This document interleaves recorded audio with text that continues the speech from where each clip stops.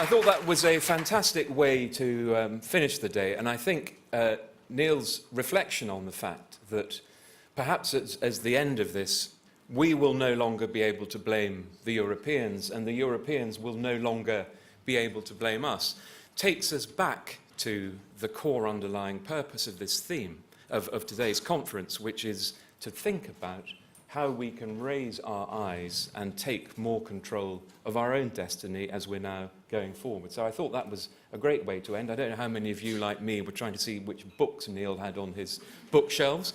I didn't quite manage to see how many there were. But I think at the beginning of the day, I hoped that one of the results would be that people who had been on both sides of the debate would come together and have an exchange of views, try and come up with new ideas, and that we would then make those contributions to government. And I think we have succeeded in that. David Davis was very clear that he and the Prime Minister want to hear from this conference our conclusions and recommendations, and we will make sure that that is exactly what happens, because we've got a full transcript of everything.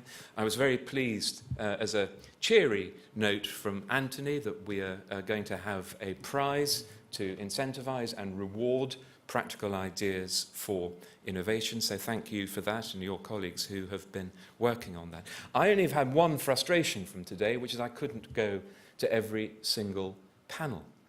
And I think that the quality of the debate we've had, every single one I've gone into, has been extraordinarily high.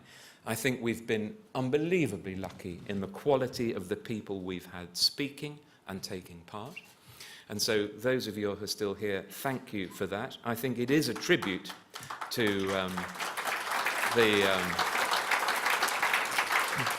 it's a tribute to the fact that the timing of this conference and the idea behind it is exactly right.